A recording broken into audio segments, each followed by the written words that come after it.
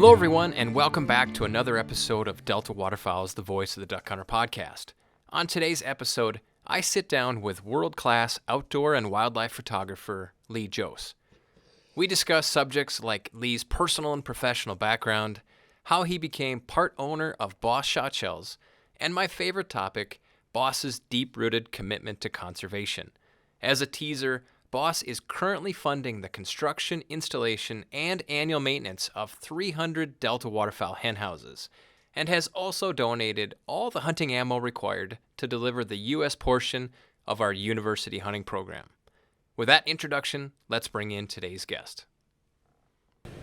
Lee Kjos, welcome to the Delta Waterfowl podcast. Well, thanks for having me. Yeah, looking forward to this. Yeah, I've been honestly, I was telling you here before we hit record, I'm really looking forward to this one. You guys at Boss have such a conservation perspective and, big supporters of Delta and the work that we do, so I've been excited to talk about it and learn a little bit more about what's going on there. So, Lee Kjos, co-owner of Boss Ammunition? Yeah, one of the owners. There's three of us, Brandon and Zach.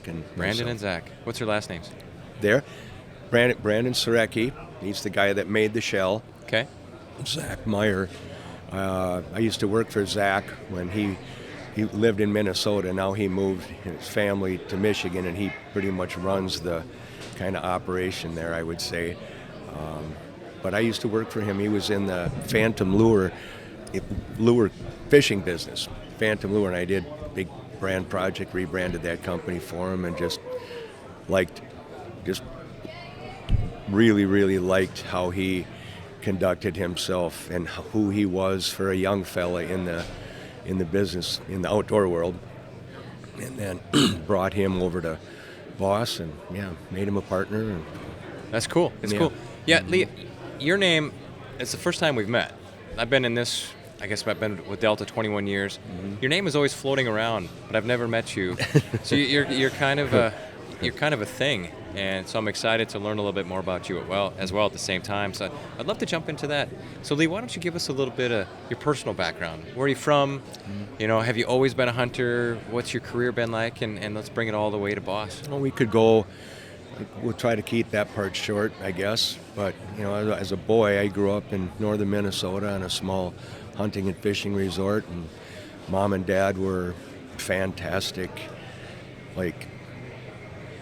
ambassadors in the outdoor world, right? I mean, not media people or anything, but just loved hunting and fishing. They traveled.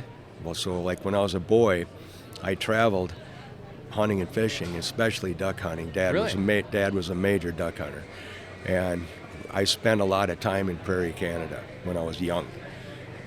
DIY everything, right? Yeah. Stayed in a tent. You did more. Western Manitoba, almost all of Saskatchewan, and then eastern Alberta. By the time I was 12 years old, I had spent months. Wow. We'd camp on the South Saskatchewan River in western Saskatchewan for a month. Holy cow. I mean, I guess their profession allowed you guys to do that, right? Yeah. Dad was a union electrician, so, he took off work, and then when it came to school, he would go to the principal at school, and he would talk to them about what he wanted to do, and they'd give me my books, and then I'd go. So you're kind of homeschooled during that part? Yep.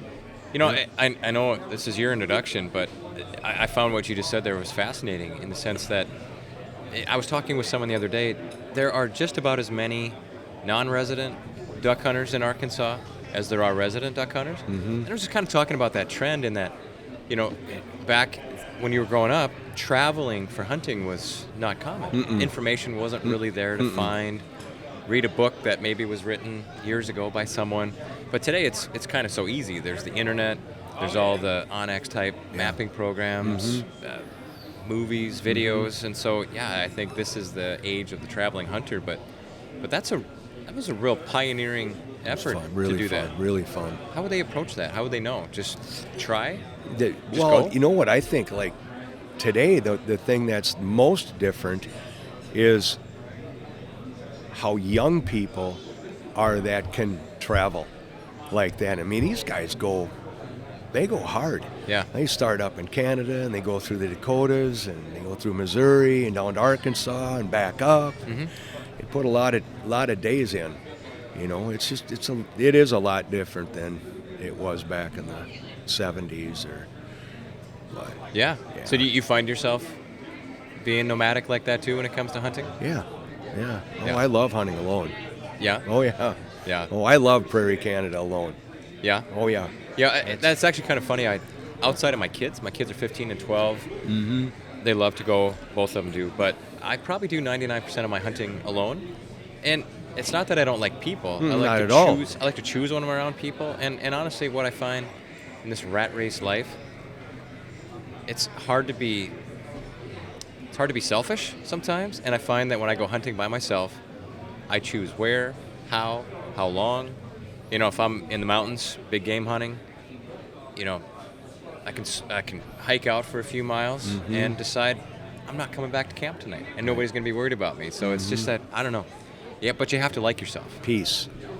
So you must like Peaceful. yourself? Oh, I do. I do too. Yeah, I like who I am in the world. Yeah. Yep. That's great. Yep. Okay, so move on there. So in your upbringing, those are some, I don't know, irreplaceable early yeah. memories. Oh yeah. Yeah, let's move on down the timeline. So then I've always been artsy. Yeah. Like, yep, photograph and draw and paint and just.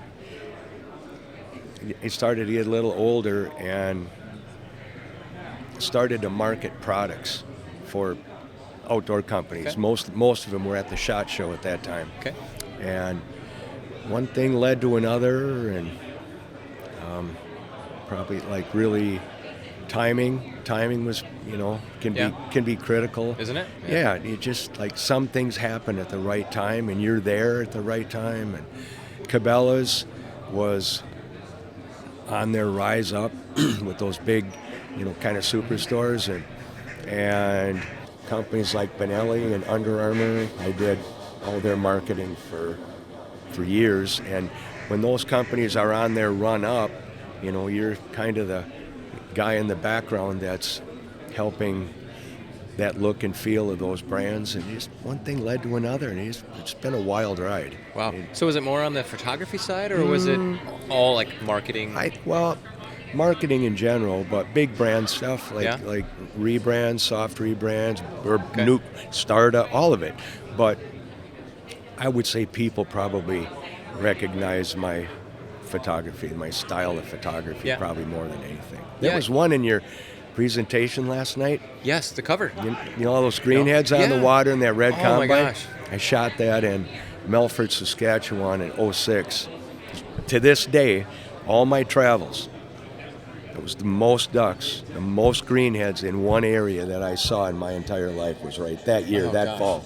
Oh, it was just staggering.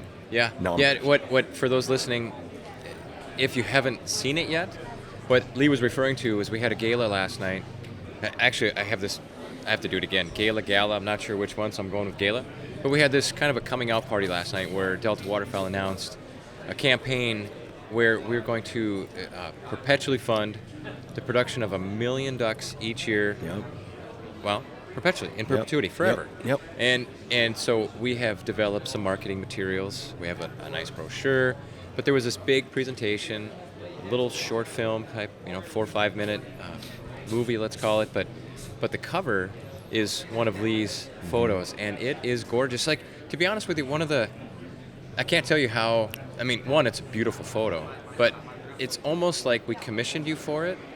We didn't, of course, but it's one of the things that we talk about is that, if you go back, 100 years, the prairies were seas of grass, water everywhere, but now it's a much different landscape. It's heavily fragmented, lots of agriculture, confining ducks and their nests, confining predators, ducks take it on the chin. And so what we're trying to do is maximize production on what habitat is left. Mm-hmm. And so, Lee, your picture, there's a combine Yes. in the background, working harvesting on a grain field of some sort. And there's this beautiful wetland. And it is, I mean, I think you'd have to do a kind of a Where's Waldo to find any hens in that The picture. greenheads. It's just greenheads. The greenheads. Oh, it was so beautiful. So I think by now maybe people have seen that, but full credit to you, and thank you for letting us. Oh, for sure. It's perfect for you. Oh, man. Thanks for letting us have our hands on it. Those greenheads, a few days before that, they weren't there. And then you just, like, you wake up one morning and all of a sudden they're there and you're like, oh, my God. Wow. Just staggering numbers. Like, they come out of that bush, right? That's crazy. Those greenheads do. Yeah. And I'm serious. They're 95%, 90% drakes, I bet. Yeah, I've never seen That you know, group, a sex group ratio. was? Yeah, so skewed. Did you end up hunting that area? Nope. No? I would go hunt little bodies of water Okay. that were away from that, and then I'd hunt in the morning, and then I'd take my camera and I'd go Okay. sit on those ducks. I photographed them for a week or something.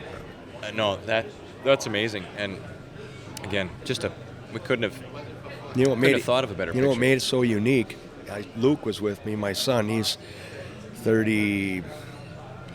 37 or so right now, and I think he told me he was 18 years old, 17 or 18 when we shot that. Luke was with me there, and I looked at him and I said, "You're never going to see this again."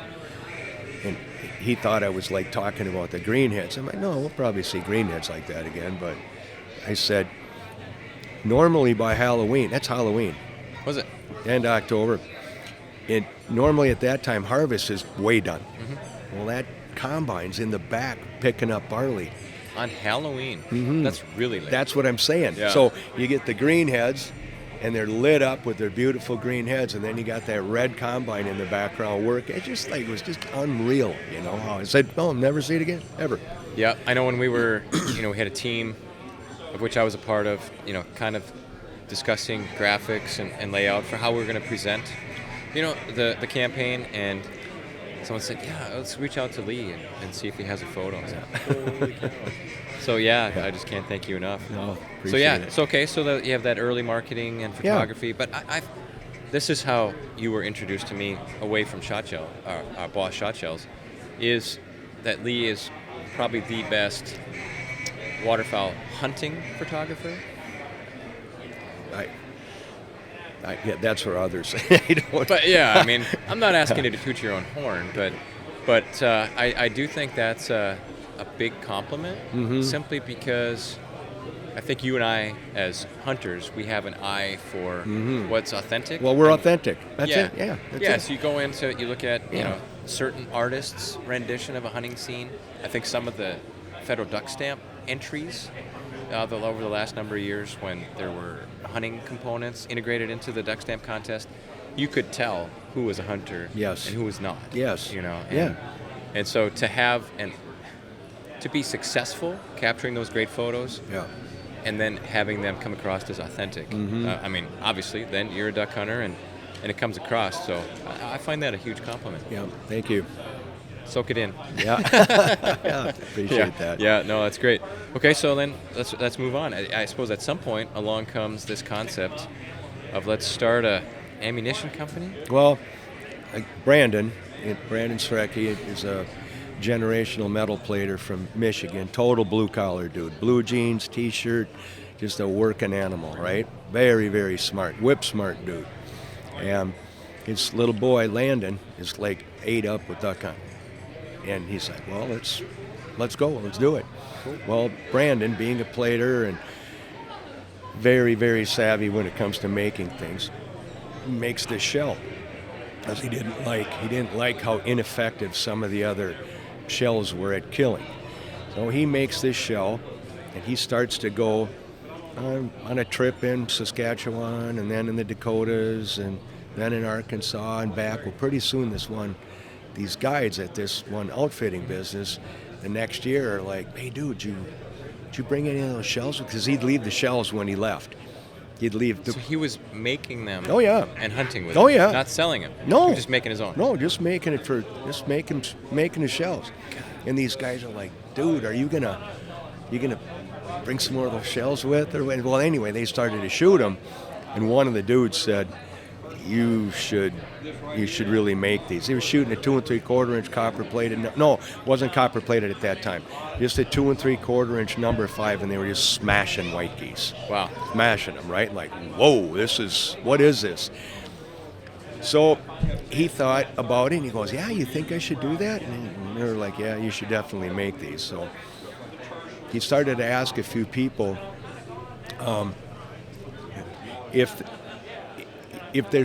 they knew of anybody that could help get that product to market.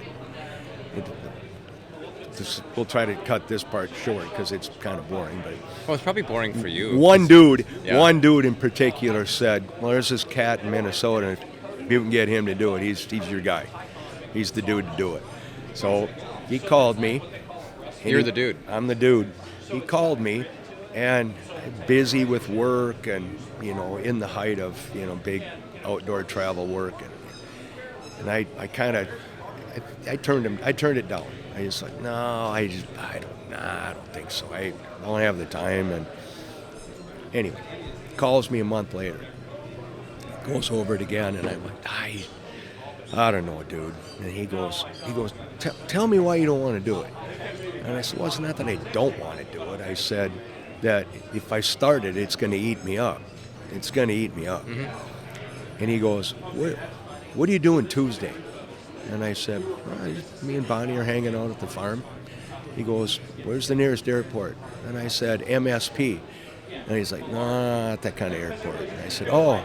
He goes, I need a runway that's whatever long. And I said, Faribault, it's about 20 minutes south of my farm. And he goes, pick me up at 8 o'clock Tuesday morning. No kidding. Seriously, yeah. 8 o'clock, I see the plane fly in. He hops in my truck.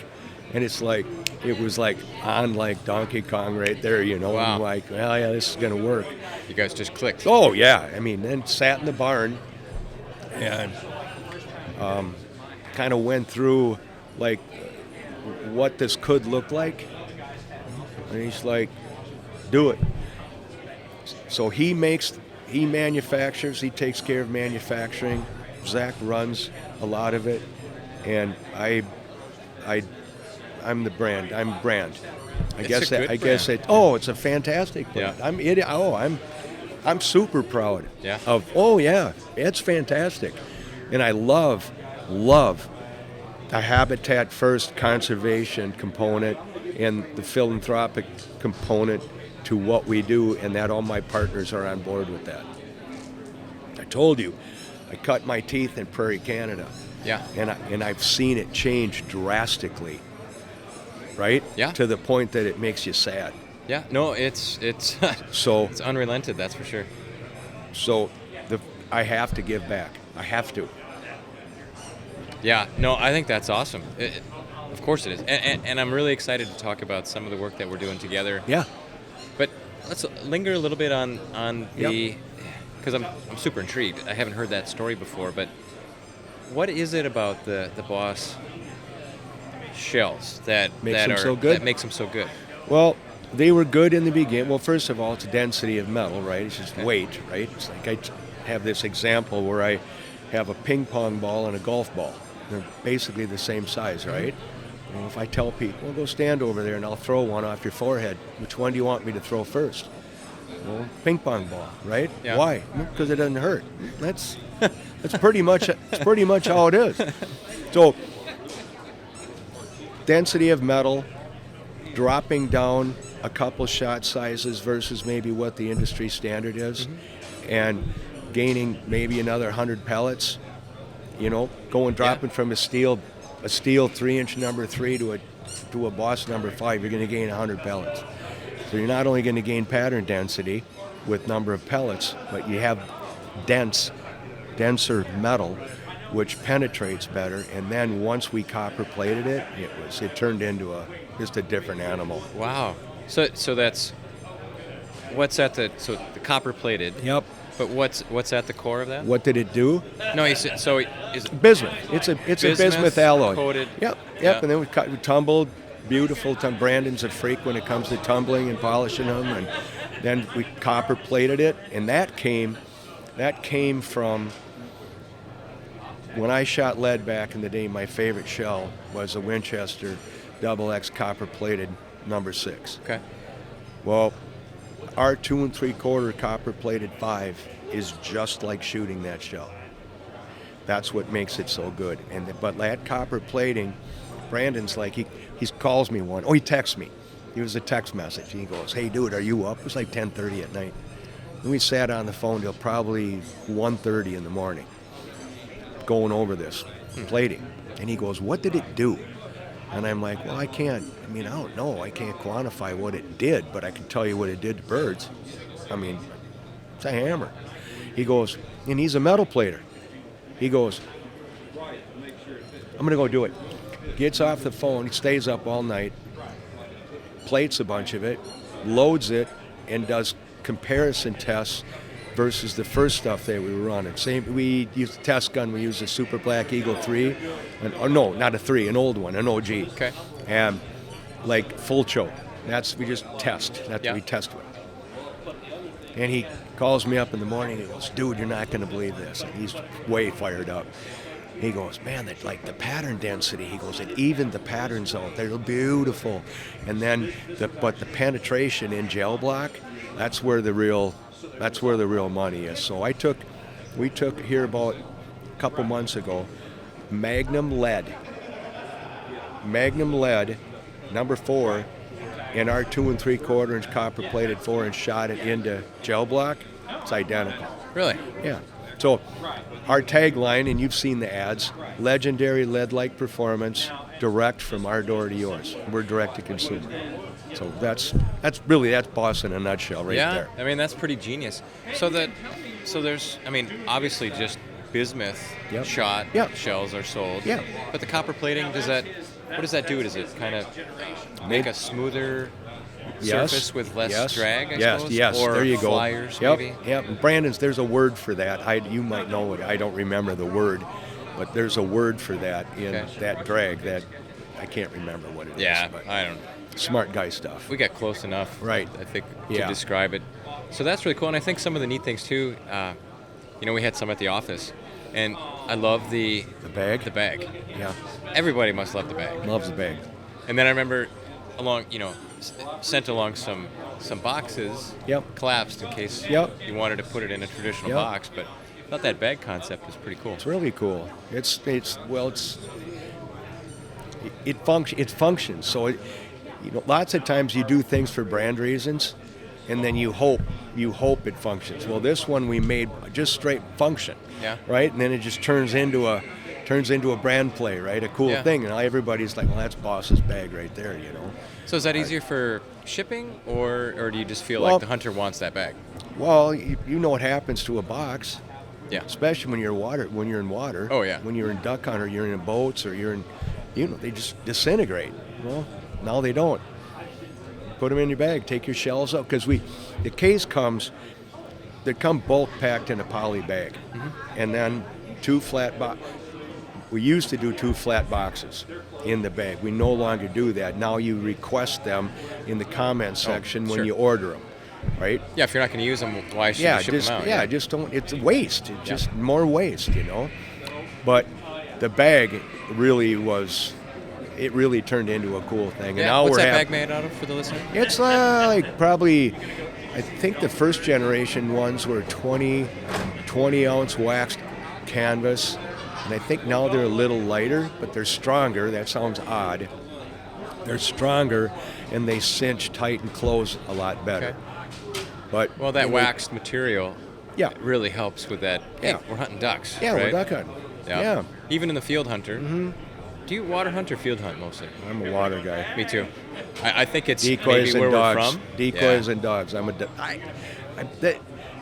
Did I do the dry field stuff, and have I? Yeah, for sure, of course. Of course, everybody's done it, right? But I'm a water man. I know. That's my 100% preference. I don't know. It's like the splash of a duck versus the thud. I don't know. There's just it's part of where I grew up. I grew up, in the Midwest.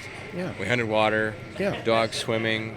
There's that romance of falling over or stepping in a beaver run. And water decoys, all of it, all the above. Yep. The smell of it. It all smells different out there. Yep. I'm just going to jump on a soapbox. Field hunting makes you soft. I mean, seriously, you could hunt. You could put all the warmers inside your blind. You don't get cold. I mean, I tell you what, there's been some days where it's raining or it's just miserable. Yeah, it's really nice to be in that ground blind. But I still miss the water. Me too. So that's cool. Me too. Yeah. Ducks have web feet, dude. Yeah. Why not meet them where they want to be? Right. That's what I say. Right. So this is the part that I wanted to learn about you, learn about the company and the shot, and that's cool. I also saw there's turkey loads too, Yeah. right? Yeah, we make TSS. Yeah. So that's TSS. Mm-hmm. Is that copper plated too? Yep. We own the plating on high density metal. Really? We own the patent on plating. Nice. So, yeah. That okay. They're unbelievable. Really? Unbelievable. They're serious. I mean, that's like people throw that word around loosely, but you see, like, guy came up to us at the National Wild Turkey Federation show, and he had a video shooting our number 9 out of a 20 gauge, and he had a rangefinder, and he had a gobbler at 78 yards that was hung up. Stoned it. Really? Like, tipped it over. Wow. Like 78 yards. See, to me, this is a soapbox thing for me, right? I'm like, yeah, we got it, man. I mean, if you want to do it, you can do it. I mean, is it my bag? No. Turkey hunting to me is, I want them like 5 steps from me, gobbling. Close, yeah. I want to feel them. I think, you know what, dude? That water hunting thing, I think that's what it is for me on ducks too. I want to feel it. Yeah. And I don't have that when I'm in a field. You're right.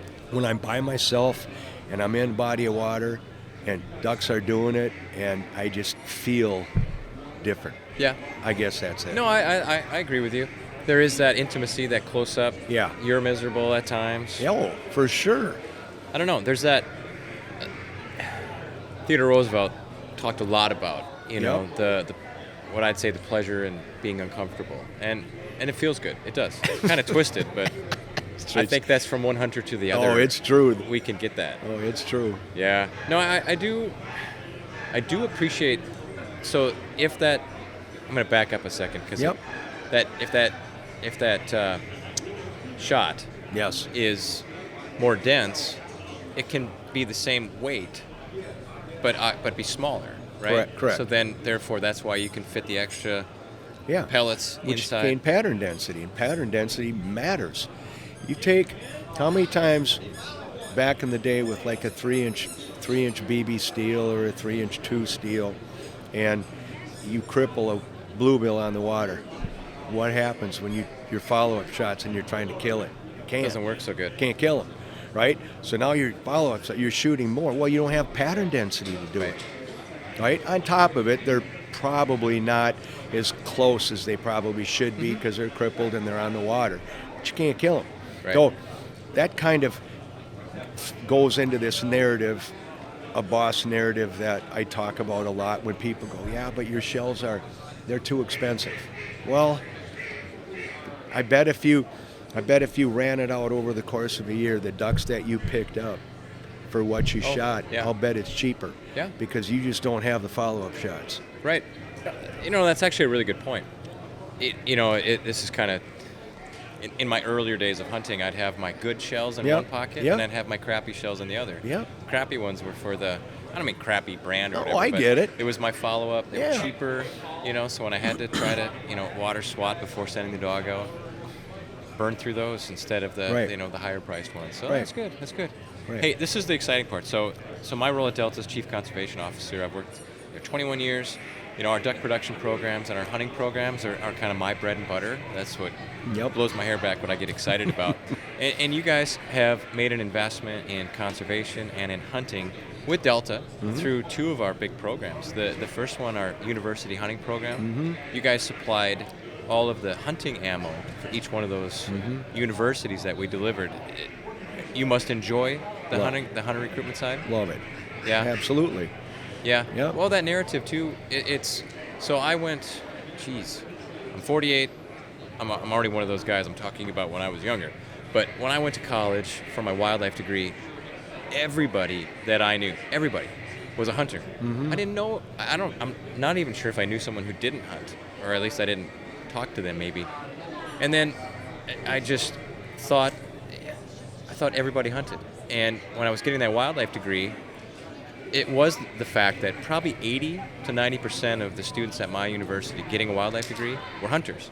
So then when they got a job like mine, managing hunters, working with hunters, managing habitat, they had hunting as a value system, and they make those decisions. But, Right.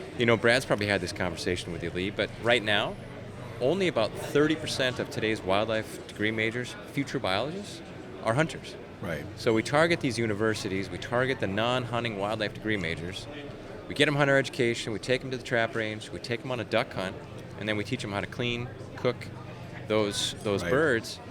And then the professor teaches them, a little more academic things like Pittman-Robertson Act, the conservation benefits of a duck stamp. So when they go get that job, we want them to hunt. We absolutely do. But if they don't, at least they think hunters are good people. Correct. And then the need of a hunter will be part of their decision-making process. Right. If they're a future administrator or Correct. academic. But I tell you what, that we delivered at 39 universities last fall, scattered across the U.S. and Canada. And I'm telling you what, that's a major contribution supplying hunting ammo for those hunts. Yeah, it's fun to hear from them too when they stop by. You see some of them at a show or whatever, Yeah. and they say, "Hey, dude, thanks for." Yeah, Well, it's fun. I tell you what, this is true. I can't measure it, but I've had a lot of different situations where I talk to someone who went hunting for the first time, and they say, I had, the gun that I shot that hunt was a whatever. And they don't know anything about guns, so they go out there, when they buy their own gun, they're looking for that gun because they liked it. Same thing for probably the camouflage, same thing for the waders. But it certainly is the same thing for the Shotshells, and so they know, we tell them, hey, this was generously donated by Boss Ammunition, and so they do come up to you, huh? Oh yeah, Yeah. for sure. Yeah. No, that's great. And it's I tell you what, for a nonprofit where we eat what we kill, those are meaningful contributions. Yep. That went right to the ground. That's fantastic. So, yeah, we're going to have 72 universities this fall. Wow. And so it's just growing. Your programs are growing. They are. Yeah, they yeah. are. I think, we're the Duck Hunters organization. I was just going to bring it up. I was just going to bring that up. How, being a marketing guy and a brand guy, I really like the Duck Hunters organization. Yeah. vibe. Yeah. Well, we try it. It's one of those things where I'm really proud of it. Yep. In that, back in 1911, we were funded too, by duck hunters. James Ford Bell, avid traveling duck hunter, Oh, yeah. right? And Oh. probably, man of your own heart. You ever been to the Bell Museum I have not. in Minnesota? No. Remember the artist Jaques? Yeah. Francis Lee Jaques? He painted the backdrops and all the dioramas. It's spectacular. Really? Oh, it's spectacular. I need to go on my way back Yep. to visit family. I'll have to stop in there. You should see it. Yeah, but after all these years, 110 years later, Right. we have not lost that. And when I started with Delta in 01, I think I was the 7th or 8th employee at the time. Wow. And now, we just broke 80. And, it's growing. And I do think that duck hunters, goose hunters deserve an organization that's solely focused on their future and the future of the resource. Because the two go hand in hand. Yes. Right? Of course. And so an advocate, a watchdog maybe, or just someone, that's what we care about. And, we care a lot about the contributions that we get. We make sure that they're efficient. And I'm so proud, from our CEO down to anyone in the office. Right. The people that even work for us that don't hunt, there's a few, not many, out of those 80, but the ones that don't, our mission and attitude must be contagious because Right. they take it on. Sure. And it's really fun. Hey, the other one is our hen house program. Love it. And this one floored me when Brad Heidel is our senior director of marketing. He's the guy at Delta that deals with industry partners and working on program contributions or advertising, good relationships. But he called me and said, "Hey, what would you say if I told you that Boss was going to fund 100 hen houses each year for the next 3 years?" And I was like, "Yeah, you're totally kidding," because that's no small potatoes. And so 300 hen houses that you guys are funding. And what's your attraction to hen houses? Hens. hens. Beautiful. Susan. Yep. Yep. One word. Yep. Susan. Yeah. No. Without her, I tell industry people I've worked with forever, everybody at Boss, if it wasn't for Susan, none of us have a job. No. Yeah. You're right. She's it. Yeah. So if you that's it, one word, Susan. Yeah. I have to say, guys like yourself, Lee, and others in the industry, I get it. And I understand it. I embrace it. Everyone is trying to sell something, right? Yep. It's a living. But at the end of the day, I do feel like whether you're an average duck hunter, whether you're a biologist like me, or an industry professional like you, we all have a responsibility to look out for the resource, to be an advocate for hunting. And it just warms my heart to see guys like yourself. You don't have to do that. No. You don't have to. No, it's a choice. Absolutely. Yeah. So those hen houses, hey, if you want to come out in January, you want to help install a few of them for some fun, let's do it. But yeah, those contractors, when we have those hen houses built and we ship them to location, those contractors go out in January, drill a hole in the ice, pound that baby in, and it's a miserable time of the year at times, as you know, living in the north sounds like your whole life. But it works so well. We could put them out in the middle of the summer when it's winter, comfy, cozy. But what's going to happen is all those materials in that hen house are going to weather unnecessarily, because there isn't going to be a hen to use it until April. So we try to put it out as close to when the hens are going to come back as possible, so that January, February works real nice. Then we're going to have hen mallards using them as early as late April. And so, we do all the maintenance, all the installation, and it's a beautiful thing. And so what you guys funded, each one of those super sites, as we call them, a super site is 100 hen houses. So that'll pay for the construction, the shipping to the site, out in the prairies, the installation costs, and maintenance for 10 years. So and each one of those hen houses, on average, will produce 2.25 mallards per year. So multiply that times 300 for 10 years. Do the math. Oh, it's beautiful. Right? It's a beautiful thing. It can't not. Yeah. Oh, I'd love to see you guys come out and take a tour through it and photograph. I could photograph. I bet you put a beautiful photo on there. Did you like some of those photos at the gala last night? Oh yeah. There was a video there of Ben Peterson. Do you know Ben Peterson? No, he's our photographer, videographer. He's really, really talented guy. He is really good at putting emotion into videos. Like when you can just get sucked in. Oh, that video was awesome last night. Yeah, and so there was the one clip of a hen coming out of a hen house in slow motion. Yep. You see the dude a couple issues ago that captured the little ones coming out of the hen house? Oh my God, was that photograph good. I reached out to him. Yep, that's him. On Instagram. Yep, he's I told walking him, around I said, here. hey, my name's, Lee, blah, blah, blah. And I said, I just wanted to tell you that. It's an awesome shot. It was beautiful. Oh, man. Yep. And then he actually had, and that's the multi-talented Ben Peterson. He also had, I think he probably took some stills out of the video clip, but had that slow motion video of those little ducklings jumping out. Aren't they something? It's so beautiful. And the beautiful thing about those, mallards are the most adaptable duck literally in the world. They will nest in the craziest, weird locations, rooftops, I've seen them in abandoned tractor seats, out in, parked into a woodlot. We have one.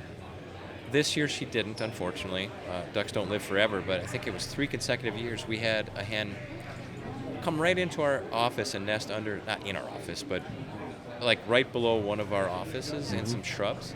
She came there 3 years in a row, and that's pretty cool, but they're so adaptable. But what the beautiful thing about those hen houses is, as you know, Lee, everything likes, raccoons, skunks, coyotes. Everything wants to kill a duck. Yeah, ducks are food, right? Yeah. They are food. And so when you put those, you pound that base pipe into the wetland, surrounded by water, and then you put that tunnel in there, she's protected from avian predators from above.